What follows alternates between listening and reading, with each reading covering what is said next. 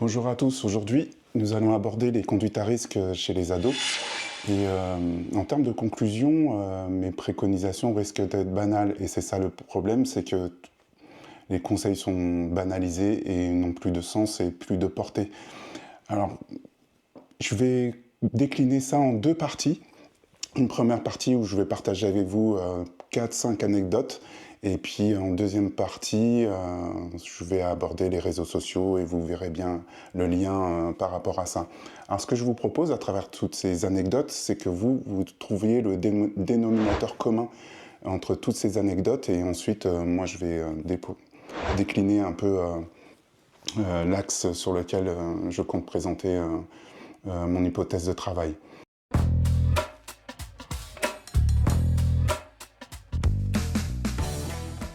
Alors, la première anecdote, c'était un jour quand j'étais en prévention spécialisée.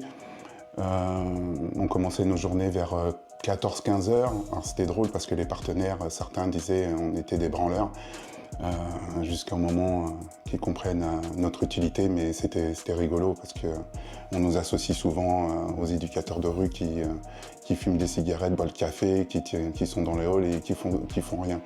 Alors pas du tout, parce que là, cette anecdote-là, ça a été au début de ma carrière. Ça remonte à maintenant 20 ans. On était en travail de rue dans un hall.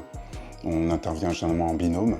Et généralement, dans les interactions, le binôme se dissocie, puis chacun discute avec une partie du groupe, etc., quoi. Et là, je tombe sur un jeune que je connaissais bien, puis la plupart des jeunes, on les avait identifiés, ils nous avaient identifiés aussi, donc tout se passait bien. Il était tard, hein, il était pas loin de 22h, 23h. Et là, ce jeune-là me partage avec moi quelque chose qui est assez difficile, c'est qu'il avait participé à une tournante. Et donc je prends l'information, ça n'a pas été simple pour moi. Sur le moment, je ne savais pas trop quoi dire, trop quoi faire, mais l'essentiel, c'est que j'ai pu l'écouter et grâce à cette relation, il a pu rentrer dans les détails de ce qui s'était passé. Alors, ce jeune-là, voilà, bien sous tout rapport en fait, pas de problème particulier, niveau familial, pas de soucis, scolairement ça se passe bien. Voilà, et la surprise était là, et ma question à ce moment-là, je me suis dit comment il a pu se laisser entraîner dans un tel truc. Et surtout ma question c'est pourquoi il n'a pas réussi à s'en extraire. Ça c'est la première anecdote. La deuxième anecdote, là c'était à l'époque où je jouais à Counter-Strike. Et avec des collègues, on décide d'ouvrir un serveur pour les joueurs faibles et débutants. Et là, moi, je découvre tout un univers. C'est-à-dire que dans ce jeu-là, on peut chatter en ligne, c'est-à-dire que vous pouvez envoyer des messages. Il y avait aussi des tags, ce qu'on appelle aussi sur les portables, ce qu'on voit, les gifs animés. Et ben, c'est là que j'ai découvert que les joueurs prenaient des extraits de films porno et le taguaient à l'intérieur du jeu. Alors, donc il y avait des petites scènes, ça durait 2-3 secondes, de scènes sexuelles. Et donc on essayait de faire de la régulation là-dessus, mais c'est hyper compliqué. Et ce qui a été étonnant, c'est que là aussi, hein, on restait entre de 19h jusqu'à minuit, 1h du matin, et là on topait des jeunes qui avaient entre 9, 10 ans, 11 ans, à 22h, 23h, minuit. Et ce qui a été étonnant dans cette expérience-là, c'est qu'on leur posait des questions et tous les gamins nous donnaient des informations personnelles. Où est-ce qu'ils habitaient, ils pouvaient nous décrire l'intérieur de leur maison, le nom du collège, leur adresse, la profession des parents, enfin plein d'informations. Donc nous, ce qu'on faisait après, c'est que, on avait les coordonnées téléphoniques des parents, donc on appelait et on prévenait les parents que, et à chaque fois on jouait le jeu, c'est-à-dire qu'on disait voilà, vous habitez à telle adresse, l'intérieur de votre maison est comme ça, vous avez un canapé de telle couleur, votre enfant a tel âge, il est scolarisé à tel endroit, il n'y a personne à la maison de telle heure à telle heure, et les parents tombaient des nues, scotchés par le niveau d'information. Et pareil, moi j'étais stupéfait de me dire mais comment ça se fait que ces gamins puisse donner autant d'informations. Ça, c'était aussi la deuxième question, enfin, qui ressemble à la première, mais voilà, tout est lié, vous allez voir. Ensuite, la troisième expérience, c'était dans le cadre de la journée de lutte contre le sida. Alors souvent, les acteurs, on se réunit autour de cette journée. Alors soit on distribue des préservatifs à la sortie des gares, on donne des prospectus, ou on faisait des interventions à l'intérieur des collèges et souvent dans les lycées. Et là, on faisait venir des intervenants extérieurs qui présentaient leur action de prévention. Alors, c'était toujours autour des IST. Ils insistaient pas mal sur la question affective, c'est-à-dire il faut que tu aies envie, il faut que pour ta première fois, il faut que ça se passe dans des bonnes conditions, limite un peu, il faut que tu sois amoureux. Et bon. Et ils venaient aussi avec des sortes de plateaux avec des sortes de verges de plusieurs couleurs et ils montraient comment on mettait un préservatif.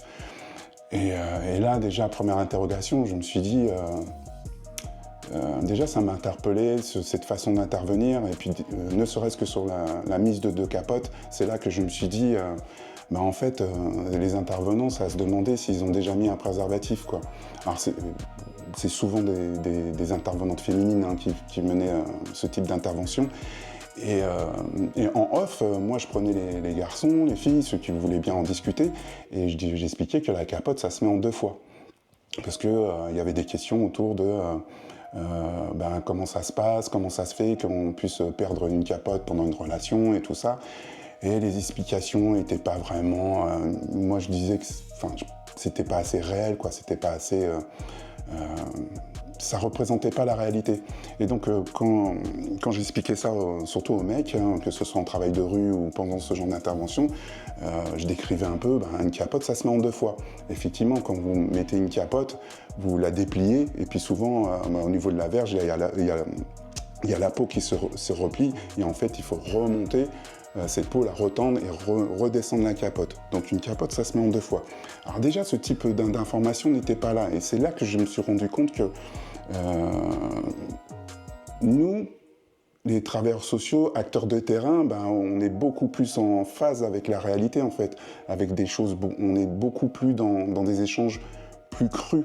Et c'est comme ça qu'on peut discuter de la mise de capote et que des intervenants restent en surface. C'est très technique, mais c'est pas... c'est à croire que c'est décoléré, enfin, c'est pas en lien avec le réel. Donc ça, c'était la première chose. Et ensuite, il y avait aussi, quand j'avais l'occasion de discuter, surtout avec des filles, quand je pouvais, faire des groupes de filles, et à travers ça, on pouvait aborder la question de la première fois. Et j'étais toujours, voire souvent surpris sur ce que les filles acceptent la première fois, des pratiques sexuelles. Et pourtant, quand on discute avec elles dans d'autres circonstances, ils te disent très bien, moi la première fois je ferai pas ça, je ferai pas telle pratique, ça se passe pas comme ça. Et pourtant, dans le réel, il y a un glissement. Et toujours la même question. Je me dis, mais pourquoi ces jeunes filles ne s'extraient pas de la situation? Qu'est-ce qui fait que elles restent là et elles vivent le truc? Alors il n'y a pas forcément de regret sur la fin, mais il y a quelque chose de ce décalage.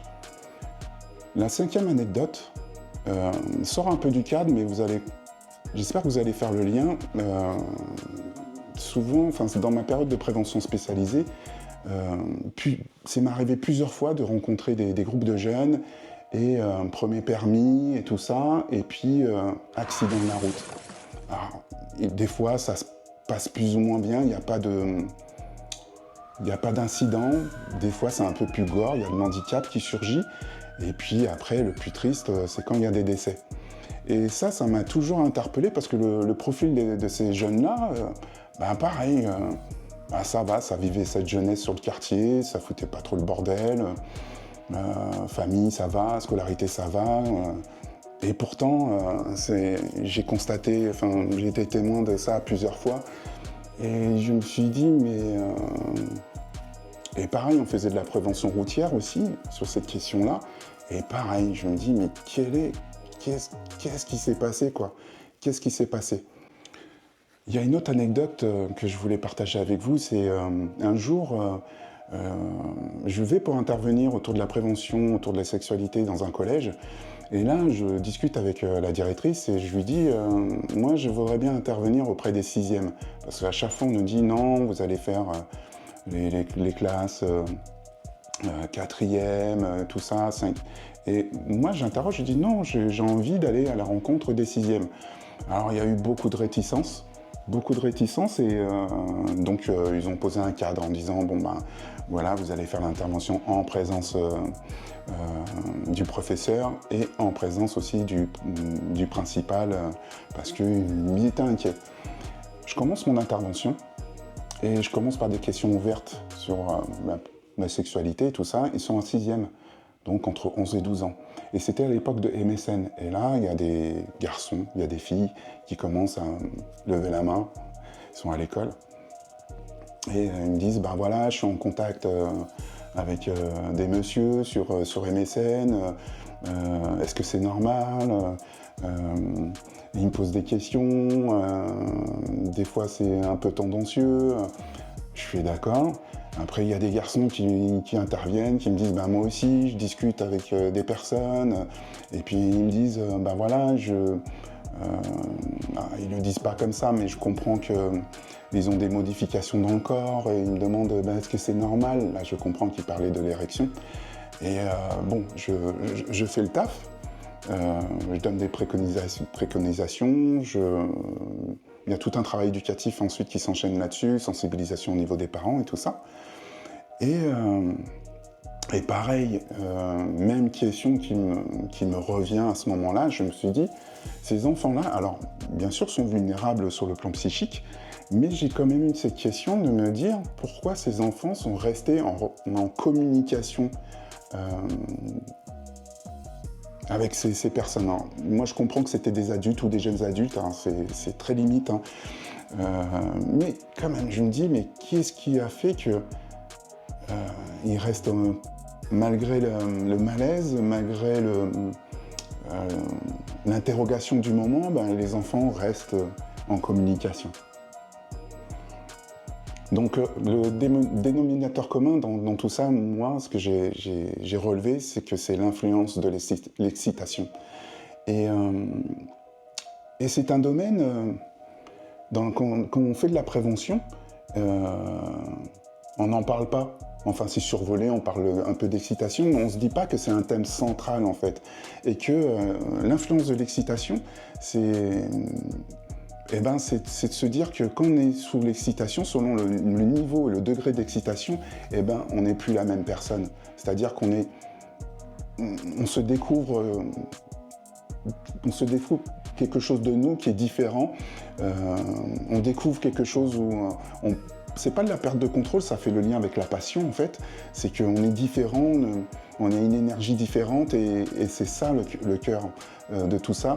C'est que l'excitation devrait être partagée et enseignée au niveau des enfants et puis même de certains adultes. C'est-à-dire que, prenez un exemple, même vous, enfin je veux dire que qui n'a jamais été confronté à des discours où, par exemple, sous un froid comme ça, on dit certaines pratiques, non, je ne le ferai pas. Je ne ferai pas de fellation, je ne ferai pas de cuni, je ne ferai pas de plaisir anal, je ne ferai pas de jeu où on attache les personnes. Et puis, finalement, quand on reparle des expériences, on se rend compte que, si. Et c'est là la nuance, et c'est là que cette nuance est fondamentale, c'est-à-dire que c'est une facette de nous, c'est-à-dire que l'excitation nous fait découvrir un autre moi. Et c'est ça la faille, c'est-à-dire qu'on est persuadé qu'on a un seul moi, une seule facette, et en fait, on a plusieurs modalités du moi. Et ça, c'est pas assez abordé. Et on comprend mieux pourquoi, quand on reprend les diverses anecdotes, quand je refais le lien, je comprends pourquoi ces enfants sont restés en lien avec, quand ils étaient sur MSN, parce que la situation était excitante. Et dans tous les anecdotes que j'ai partagées avec vous, même la question de ce premier passage où ce garçon me parle d'un viol collectif et tout ça. Alors, bien sûr, on a mis 8 mois pour faire un travail éducatif et chacun des garçons ont pu assumer leur part de responsabilité. On a écouté la victime aussi, ça n'a pas été simple et pourtant c'était un groupe qui se connaissait. Face à l'excitation, il y a une nouvelle facette de nous qui émerge. Et je trouve que ces modalités de comportement, ces modèles de comportement, on devrait en décliner, je pense, une nouvelle grille, c'est-à-dire compléter les grilles de comportement. Et c'est-à-dire que l'excitation positive versus l'excitation négative, eh ben, il faut qu'on en parle. Parce qu'aujourd'hui, qu'on se pense sur le sujet, effectivement, l'excitation positive, eh ben, c'est la joie, c'est l'enthousiasme, c'est ça qui nous rend créatifs, c'est ça qui nous rend acteurs. Et puis, on voit bien ce que c'est l'excitation négative. La peur, la colère. Et effectivement, quand ça vient à un certain seuil d'excitation, on voit bien que chacun peut s'interroger sur sa propre expérience et on se rendra compte qu'effectivement, bah ouais, des fois on est dit, ouais, j'ai été pris par le truc, j'ai eu un moment cette expression, un moment de folie, j'ai pété un plomb. Ouais. C'est l'influence de l'excitation. Et ces thématiques-là n'est pas enseignée, n'est pas partagée, et je pense que c'est un outil, on devrait partager beaucoup plus ces notions-là avec les jeunes, pour qu'ils se rendent compte qu'est-ce que c'est ce phénomène-là, et que c'est pas banal, l'excitation n'est pas du tout banale. Donc si on revient sur l'excitation sexuelle, qui est extrêmement puissante, et d'ailleurs, dans la littérature, partout, on en parle, sur la version de la passion, mais c'est devenu banal. Et ben non, c'est pas du tout banal, et ça devrait être un axe d'enseignement. Alors, moi je vois 3 stratégies. Vous allez me dire, ouais, enfin, quand je vais vous en parler, banales, mais elles sont fondamentales. La première stratégie, ben oui, effectivement, la première, c'est enseigner ça à tous nos enfants, l'influence de l'excitation. De 2, effectivement, les aider et qu'ils apprennent à dire non. C'est-à-dire que savoir identifier, être à l'écoute de son corps, de ses émotions, et savoir identifier, tiens, là il y a une tension sexuelle.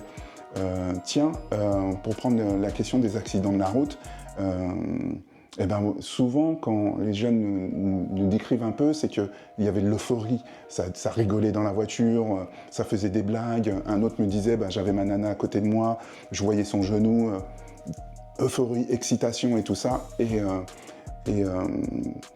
quand on passe un certain seuil, ben, ça modifie la perception du danger. On surestime notre capacité cognitive, les choses se déforment. Et si vous faites une introspection sur cette question, vous allez vous rendre compte que vous aussi, vous êtes traversé par ça.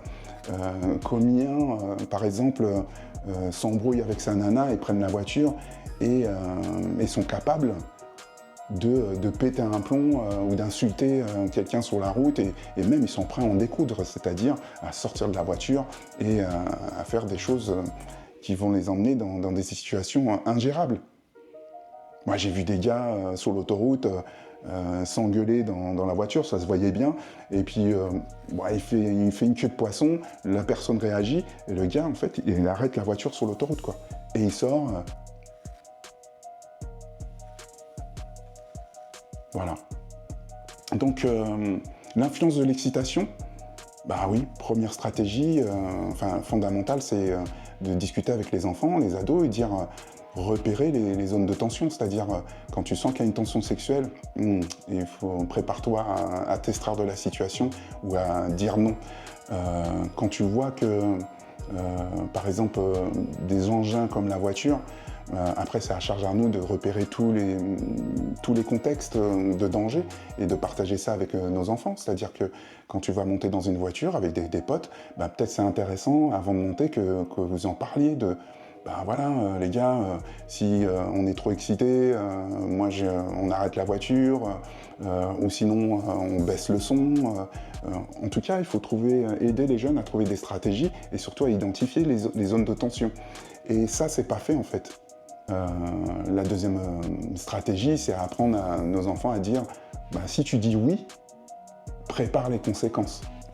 Et une troisième stratégie que moi j'appelle le kit de survie, alors je donne un nom comme ça, mais effectivement, pourquoi pas proposer ou donner à nos gamins un sorte de kit avec un préservatif masculin, un préservatif féminin, une pilule de lendemain, toutes ces options qui sont possibles, et se dire, une fois qu'ils ont bien compris le concept d'excitation, si tu es dans la stratégie du oui, prévois les choses. C'est-à-dire que s'il y a une tension sexuelle, et si tu es dans l'intimité avec un garçon ou une fille, tu as ton kit avec toi, quoi. Donc c'est des sortes de mantras, c'est-à-dire un mec aujourd'hui, qu'on soit d'accord ou pas, après ça peut faire débat, un mec aujourd'hui doit toujours avoir une capote sur lui. Ah, c'est pas facile à entendre, je le conçois, mais les grossesses indésirées, les IST, on en parle ou pas? Alors c'est quoi le mieux? Moi, le mieux, c'est c'est une grille de lecture, c'est une façon d'aborder les choses, parce que parler du sexe sur le plan physiologique, biologique, l'affectif, c'est bien, mais non, c'est insuffisant en fait. Les conditions nécessaires sont là, mais ils ne sont pas toutes réunies. Il faut absolument qu'on communique sur l'influence de l'excitation. C'est tout un concept.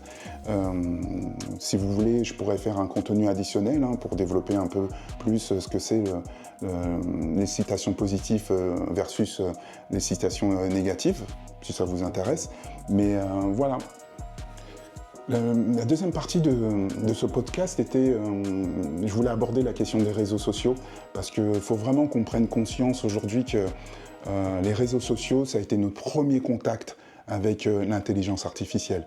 Alors, je vulgarise vachement en fait, j'en ai conscience, c'est pas vraiment de l'IA, mais presque, les recommandations, tout ça. Bref, notre premier contact avec l'IA, ça a été les réseaux sociaux. Ça s'est apparu au début des années 2000. En 2016, il y a eu TikTok, et là, il y a eu un basculement en 2022 avec l'arrivée de ChatGPT, les LLM et tout ça. Mais ce qui est intéressant de voir, c'est les conséquences de ce premier contact vis-à-vis de notre jeunesse. Ce premier contact, même s'il y a eu beaucoup de choses positives, ce premier contact a créé des addictions, a créé de l'anxiété, de la dépression. TikTok, là, il y a un dernier rapport de l'Observatoire d'Amnesty International qui a amené certains jeunes au suicide. En tout cas, ce premier contact, je pense qu'il faut qu'on ne soit pas aveugle, en fait. Ce premier contact, c'est chaud. Il est temps qu'on se réveille sur cette question et qu'on regarde la réalité en face. Aujourd'hui, on est dans un deuxième contact avec l'intelligence artificielle. Là, OpenAI, quand même, il y a eu un premier truc où l'intelligence artificielle a poussé un jeune au suicide. Donc, voilà, pour faire le lien avec l'influence de l'excitation, c'est que les réseaux sociaux, oui, c'est de l'excitation. Et en fonction du degré, ça pousse les jeunes, même les adultes, à franchir des limites normatives. Exactement quand on est en tension sexuelle et on se dit « jamais j'aurais fait ça » et puis finalement, sous tension, je le fais. Donc les réseaux sociaux, je fais très court, mais il est fondamental aujourd'hui qu'on s'en saisisse tous en termes de prévention et qu'on fasse le lien avec la question de l'excitation. Et je pense que c'est une porte d'entrée qui peut être super intéressante pour discuter avec nos enfants et faire de la prévention autour de ça. Donc voilà, c'était une fin de vidéo très concise autour des réseaux sociaux. Je ne voulais pas trop déborder pour pas faire que la vidéo soit trop longue. Mais les réseaux sociaux, le premier contact avec l'intelligence artificielle, enfin, c'est très questionnant. Là, il y a la deuxième vague et je crois qu'on n'est pas prêt. J'espère que ce contenu va vous intéresser. Encore une fois, c'est vraiment ce que j'appelle de la dissidence éducative. Je vous mettrai en description, moi, ce que c'est la définition, ce que c'est la dissidence éducative, donc vous pourrez aller voir. Et je vous une petite définition en 10-15 lignes pour que vous voyez un petit peu l'idée. Voilà, je ne suis pas un contestataire, je ne suis pas là pour organiser une révolte. Mais voilà, la dissidence éducative, elle existe, elle est là. Rejoignez-nous. Participer. Si vous avez des idées, que vous voulez pas les développer, ben voilà, donnez-moi des idées et moi je le fais. Hein. Moi, c'est ce genre de vidéo, ben, c'est en discutant et tout ça. Ce qui est intéressant, c'est que on voit mes vidéos, mon contenu, mais c'est plutôt à l'extérieur que les échanges se font et je trouve ça intéressant. J'espère qu'après, ça sera beaucoup plus interactif. Donc voilà les amis, l'influence d'excitation, bosser cet item. Il faut en faire un outil, un kit pédagogique. Et voilà. Je vous dis à bientôt pour un nouveau sujet sur l'interrogateur social. Et je vous dis à bientôt. Ciao.